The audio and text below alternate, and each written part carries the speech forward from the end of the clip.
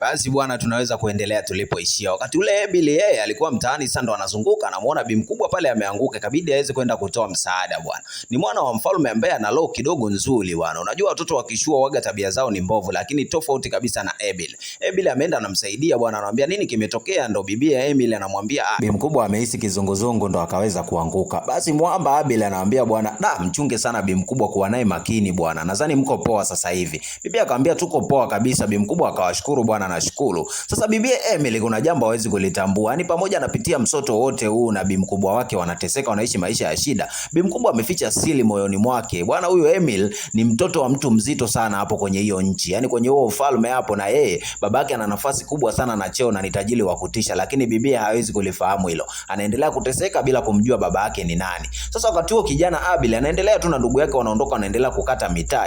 Mwana wa mfalme ambaye amejaliwa roho kweli. Tukija upande wa pili, tunakuja upande wa chifu mmoja hivi, ambaye huyu chifu bwana ndo baba yake Emily, lakini Emily hatambui kama baba yake ni chifu. Sasa chifu yeye ana mwanamke mwingine ameweza kumuoa bwana. Sababu na kisa cha kuwa na mwanamke mwingine tofauti na mama yake Emily tutaweza kutambua tu kadri movie inavyozidi kuendelea. Sasa wakati huo alikuwa anaongea na simu zake za ofisi, bi mkubwa naye akashuka akamwambia, bwana mume wangu ulikuwa unaongea na nani? Mwamba akamwambia hamna, nilikuwa nazungumza naye kawaida. Bibi akamwambia bwana vipi, nimependeza? Basi mzee akaendelea kumjibu akamwambia, bwana umependeza. Vipi Kendula aendi na sisi? Anamuulizia binti yake aitwaye Kendula bwana. Bibi ndio ikabidi aweze kumuita Kendula. We Kendula vipi? Hautoki na sisi leo? Basi anaendelea kuongea na mume wake. Akati bibi Kendula anashuka. Bwana huyu mtoto ni mtoto wa kufikia wa huyu Mr. hapa, mtoto wa chifu ni wa kufikia. Sasa bibi huyu tabia zake ni mbovu sana. Huyu binti Kendula ana tabia mbovu, ana tabia mbaya sana na ni chafu. Kiasi cha kwamba anafika stage anabishana mpaka na wazazi wake. Sasa unamwambia huu ni muda wa kutoka, sisi tutakuwa tuondoke. Umevaa mavazi gani? Mzee anamwambia achana naye kama hataki kutoka. Alitakuwa ajiandae muda mrefu sana. Mzee anaondoka kwa sababu anakelwa na tabia za huyu mtoto.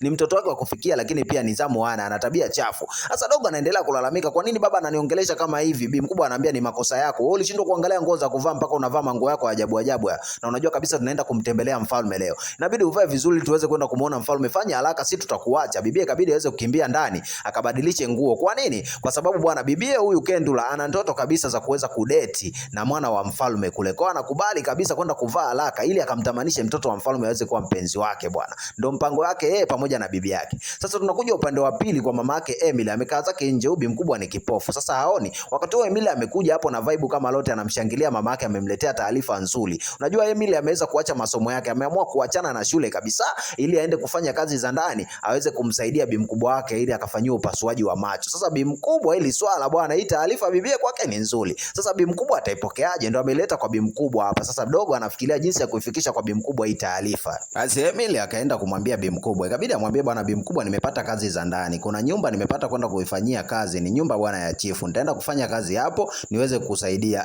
Bi mkubwa yeye anaipokea tofauti. Anamwambia unawezaje kufanya kazi wakati wewe ni mwanafunzi na unatakiwa kujiandaa na mitihani yako ijayo? Emily anamwambia ni kweli mimi nitajiandaa mama, siwezi kuacha shule, nitaendelea kusoma. Bi mkubwa anamwambia utasomaje huku ufanye kazi za ndani? Zitakuhitaji uende mapema sana. Na shule utaenda saa ngapi? Bi mkubwa ndo analalamika, yani hilo swala hawezi kulikubali mwanae akose elimu eti kisa matatizo yake ya kutokuona macho. Anaona kabisa dogo hapa unazingua, huwezi kufanya hicho kitu. Lakini mimi naweza nikakutafutia tuition mwanangu. Kuna makundi haya ambayo yanalea watu ambao wasiojiweza. Mimi nitaongea nao, watakuja kutusaidia tu. Unajua si hatuna makazi, hatuna chochote, lakini nikizungumza nao nikaomba msaada, watatusaidia, utasoma vizuri mwanangu. Mimi acha kujali kuhusu ugonjwa wangu sana. Bibi anamwambia ni kweli, lakini lazima nijali, unahitajika kufanywa upasuaji. Bi mkubwa anamwambia sawa, anahitajika kufanywa upasuaji, lakini sio mpaka wewe uteseke binti yangu. Sitaki uteseke upitie haya yote. Najua mimi ndo nimekufelisha kweli, lakini utaki kupitia hivi vitu vyote bwana. Sasa bi mkubwa yeye anajutia sana kwenye nafsi yake. Kuna mambo hapo nyuma aliyafanya kidogo yamemtatanisha kidogo, akamweka mbali bi mkubwa pamoja na mumewe pamoja na mtoto. Sasa mtoto anakosa malezi ya baba.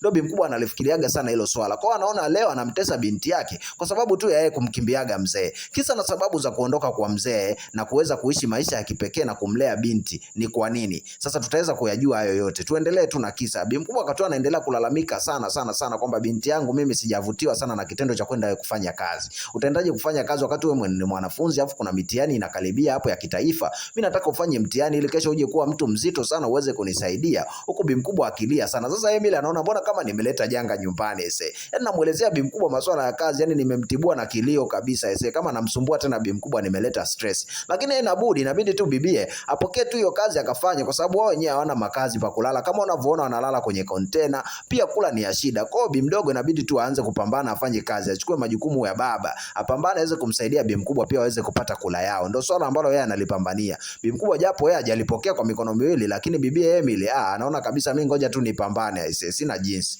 Emily inabidi tu amtulize mama yake, ambie basi mama, mimi nitasoma na nitaweza kukusaidia. Nasoma huku nafanya kazi kabisa na mambo yataenda, nitabalance vyote. Mama anamwambia lakini kupaswa kufanya kazi. Inabidi tu amkumbatie bi mkubwa, amfariji bwana. Bi mkubwa itabidi tu nipambane, hakuna jinsi. Mimi nitapambana vyote, nitasoma, elimu sitaitupa, lakini pia nitafanya kazi. Sasa kwa upande wa pili tunakuja kwenye jumba la kifalme. Bibia amefika bwana, mke wa chifu pamoja na mwanae Kendula. Wamefika bwana, bibie Kendula bwana, aisee, yani amefika tu hapo kwenye jumba anaanza kudeka. Mara anaona vibe, kwa sababu hii nyumba ni ya kifalme, yani ni ikulu, tofauti na kule ambako wanaishi wao kwa chifu tu, niko kawaida. Yani unaweza tukachukulia kama yule ni mkuu wa mkoa. Kidogo mazingira ni tofauti. Sasa ndo amekuja na mamake, wanafurahia, wanasema mwanangu ukipata hapa ukawa wewe ndo malikia wa nchi, bana tutakuwa tumetoboa sana. Yani bi mkubwa ni bingo kabisa. Yani kilichowaleta leo hapa ni kumtamanisha tu mwana wa mfalme aweze kumkubali bibi hapa waweze kuoana. Ndo plan ya bi mkubwa. Wakati wa malkia akaingia bwana, malkia mwenyewe ana stress zake, ana wivu kama wote. Huko kijakazi kinamsumbua kutaka kumchukulia mume wake, haelewi. Basi akafika akawapokea kwa shangwe bwana, wakazungumza hawa watu wanawake wakuu wa hii nchi. Wakaanza kupiga zao story pale, wanapiga soga.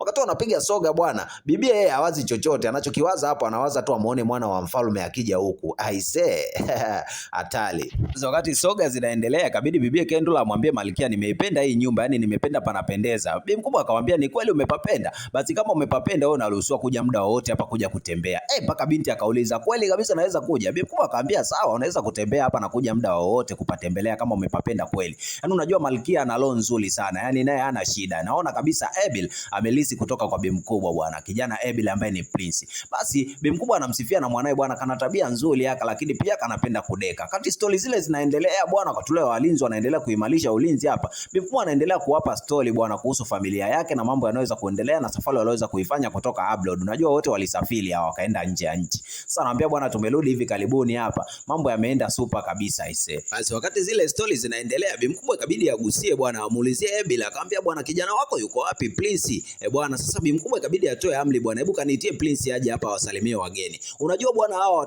mtoto wa chifu pamoja na mamake hawajui Prince yukoje, maana walikuwa wanakutana wakiwa wadogo sana. Sasa hivi watu wamekuwa, kwa hawajui ana muonekano gani. Wakati huko ndani bwana, taarifa zimekuja kwa Ebil bwana, anatakiwa aweze kwenda kukutana na hiyo familia ya chifu iliyokuja hapo. Ebil anamwambia binamu yake bwana, binamu wangu unabidi uvae mavazi yangu na uende ukajifanye kwamba wewe ndio Prince. Yani mimi sitaki kutoka hapo kama Prince. Unajua Ebil hamtaki kabisa yule Kendura, hataki kuwa naye. Kati wazazi huko wanatengeneza mingo hao waweze kuoana. Sasa dogo anamwambia kajifanye wewe kama ni mimi, vaa mavazi yangu nenda huko nje. Dogo anamwambia mimi siwezi kufanya hivi kabisa, kwa sababu babako akigundua mimi nimevaa hayo na ni mavazi ya kifalme, mimi kabisa ataniletea shida. Unajua mimi ni binamu yako, tusina nguvu kabisa kwenye hii ufalme. Akamwambia bwana, wewe vaa, isijalishi wewe ni nani, mimi ndo nimekuruhusu na nitakulinda, na sheria unaijua. Unatakiwa wewe uigize kama mimi, vaa mavazi yangu, ukifika pale jifanye ni mimi, yani hakuna kuchekesha. Kwa hiyo ameweza kukubaliana hilo dili. Dogo inabidi tu akubali, kwa sababu bwana anamkubali sana binamu yake. Sasa bi mkubwa na mwanae ndio amekaa hapa kibeambea, wanamsubiri bwana Prince wafanye michongo.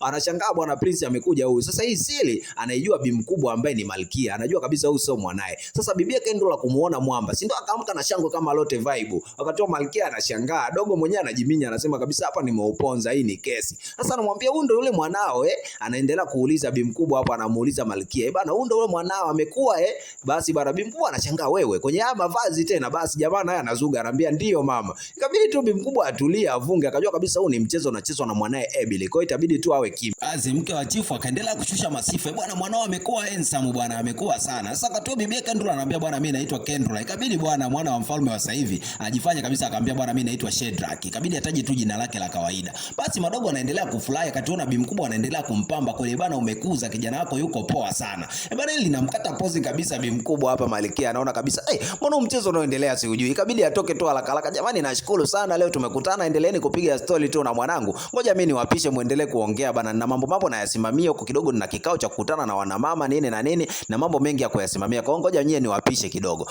Basi bi mkubwa akaamua kutoka bwana, ngoja aondoke kwa sababu yani hapa washamvuruga na akili hao vijana wake. Yani ametegemea aje mwanae Ebil, amekuja huyu bwana Shedrack afa anajifanya kabisa eti yeye ndo mwana wa mfalme. Basi bi mkubwa huyu naye mke wa chifu ikabidi ajiongeze, akamtonya mwanae, yani hakikisha unamaliza, hebu sogea huko jikaze wewe. Bi mkubwa akaona kabisa hili dili limekaa. Kwa mwanangu hapo hakikisha unasababisha unaforce kila kitu unafanikiwa. Wakati huo bwana Shedrack kiukweli naye anampenda kabisa Kendula, yani kasha fall in love. Lakini Kendula yeye anampenda mwana wa mfalme, yani anataka yeye aje kuwa malkia. Kwa ajui kabisa yani hapa ame long number na roho yake mbaya na tabia chafu. Basi amebogi mzee, ame long number, ameenda kwa mtu kabisa ambaye ni tofauti na mwana wa mfalme. Basi bi mkubwa anashangilia, anambia mwanangu hakikisha unamaliza kodi hapo, yani leo huyo afie hapo. Kidogo anaendelea kujisebenza sasa bwana, na huko anamtamanisha kabisa mapozi kama yote, unajua bwana mimi, unajua tena ndo nakuelewa nini na nini. Shedrack yeye ana kazi ya kucheka cheka, mbona anaona hili zali la mentali limetokea wakati na njaa kali. Aisee, ikabidi asipoteze bwana, ikabidi watulie bwana kama wapenzi sawa kule zao story bwana, mtoto wa chifu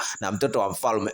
Bana hii ni long number aisee. Sasa bwana, baada ya pale si ndo amerudi nyumbani. Sasa amerudi, bibi anamtambia bi mkubwa wake, anamwambia mama, uwezi amini, yani leo nimekutana na Prince uso kwa uso aisee, yani hata siamini. Alafu unajua nini, yani hajatoboa leo kabisa, yani nimepiga nondo zangu. Bi mkubwa anambia mimi ndo maana najivunia wewe binti yangu. Binti anambia ni bi mkubwa, mimi siwezi kuangusha, yani leo nina furaha vibe kama lote, siamini aisee, yani naongea naye yani amenyooka kabisa, yani ananielewa, yani mpaka bi mkubwa unajua siamini. Basi bi mkubwa ikabidi aweze kumsifia mwanae bwana, anampamba, anamwambia bwana umeupiga mwingi aisee. Bana mwanangu, yani mpaka nakujivunia kabisa. Hebu niambie, yani ilikuwaje? Umemfanyaje mpaka akajaa kwenye system? Binti kabidi akaambia bwana ilikuwa kawaida tu. Bi mkubwa asidakia hapo akaambia hebu niambie, hana kampenzi bwana? Hajakwambia kama ana kamchumba? Maana bwana si unaelewa kabisa watoto wa wafalme bwana wanakuaga na wachumba kando kando huko. Bibi anambia hapana bwana bi mkubwa, kwa nini unasema hivyo? Bi mkubwa anajaribu sasa kuelezea tu kupiga na uongo huko ndani. Inabidi amwambie mwanae kwamba bwana mimi nitakusaidia na utaweza kumpata dogo. Yani lazima yule mwana wa mfalme azime kwake. Ili swala bwana linamfanya bibie bwana binti baada ya kusikia vile bwana isi awe na vibe la kutosha, amkumbatie kabisa na bi mkubwa wake bwana na kumsifia bwana bi mkubwa, yani unachotaka kunifanyia ni kizuri, mimi mwenyewe nimekikubali. Sasa tunarudi upande wa pili bwana kwenye jumba la kifalme. Wakati kwenye jumba la kifalme huku sasa leo Malkia bwana ameamua yani kama vagi yani vibe ameamua kumuita kabisa yule kibaraka kabisa aje bwana hapa ili aweze kumnyoosha leo, ampe makavu kabisa, ajue bwana anatoka na mume wa mtu, alafu hao maswala yeye amaendishi. Ikabidi aweze kumuita bwana leo, itabidi nimnyooshe bwana. Malkia ameamua shali. Sasa ndo ameitwa bibie Chaka. Sasa ndo amekuja hapa bwana, huyu kijakazi mkuu amekuja kwa malingo kama yote na kujishaua. Anambia niambie Malkia. Malkia akamwangalia kwanza, huyu bwana mbona ana nyodo? Yani kitu gani kinampa vibe? Ikabidi awaamlishe bwana wao wengine, hebu tupisheni kidogo niongee na huyu kijakazi mkuu. Naona kidogo hiki kitu inampa mapembe. Yani kwa kijakazi mkuu anataka kunichukulia na bwana, akawapa oda bwana, hebu tupisheni. Sasa ndo inabidi ahamie sasa kuongea na Chaka, ampe makavu yake kabisa kwamba kitu anachoweza kukifanya yeye leo anataka kumchukulia mwanaume wake, alafu ni swala ambayo yeye hajalimaindisha. Sasa akamwambia Chaka, na kuona sana mambo unayoyafanya ni kama unanizunguka, unataka kunichukulia mume wangu. Inabidi aulize, ambie mume wako huyu mfalme wangu wao. Akamwambia sasa inabidi ujue kwa kawaida huyo mfalme unaomzungumzia huyo ndo mwanaume wangu kiuhalisia, inabidi ujue ni mume wa mtu. Kwa hiyo mambo ya kunizunguka hapa na kuona siku zote toka nirudi, yani unacheza sana na mume wangu, na ujue kabisa bwana mume wa mtu sumu aise. Bibi anaendelea na nyodo na sawa kama anaongea na Malkia hapo, yani anajishaua kwa sababu unajua tena mtu kishashia naye bwana anajua kabisa mimi nyumba ndogo ina nguvu. Sasa bibi anamwambia bwana litakuja kufa jitu, yani kucheza na mume wangu ujue kabisa itakuja kukumaliza. Kijakazi naye anapoa sasa. Anamwambia sikiliza nikwambie bwana shoga yangu, mume wako bwana ni mfalme na anaruhusiwa kuwa na wanawake wengi, yani wa kutosha kwa wakati mmoja, kwa sababu mfalme anatakiwa na ana hiyo sifa. Sasa bibi anamwambia sawa, anaruhusiwa kuwa na wanawake wengi, anatakiwa kuoa mke wa pili. Sasa wewe unadhani kabisa akiambiwa achague katika wanawake wote atakuchagua wewe kweli aise? Atakuchagua uweze kuwa mke wa pili? Mimi sikatai kuwa na mke wa pili. Hivi wewe unaona kabisa unatosheleza kuwa mke wa pili kwa mume wangu? Atakuchagua katika wote? Bibi akacheka kwa nyodo, anamwambia aise, mume wako ananijua kabisa, yani kabla ya kukujua wewe ananitambua vizuri na ananifahamu. Kwa atanichagua mimi katika hao wote, atanichagua aise. Alafu hata hivyo itabidi tu nikupe makavu. Kuna kazi mimi natakuwa nizimalizie hapo ndani bana. Kwa hiyo huyo mwanaume hapo ndani nikamwandalie vitu. Kwa hiyo nisamee na tafadhali sana usiendelee kunishobokea na kuniletea habari za ajabu. Huyo anaondoka kwa mbwembwe, anamjibu Malkia shiuze aisee. Malkia linamuuma sana aisee, ushai kushare bwana wewe? Aisee wewe ujui hayo. Waulize ambao wanashare huko aisee kinachowakuta. Sasa leo bwana bibi Emily ndio ameenda kuwasili kwenye hiyo nyumba ya kufanya kazi. Aisee Mungu huyu. Yaani amemleta kwenye nyumba ile ile ambayo inamilikiwa na baba yake ambaye ni chifu. Amekuja kama kijakazi. Yaani mtoto wa chifu leo amekuja kufanya kazi kama kijakazi kwenye nyumba ya baba yake yeye mwenyewe. Halo, hii sio ya kukosa mzee baba. Tukutane kwenye kigongo kingine aisee. Tukutane kwenye part 3.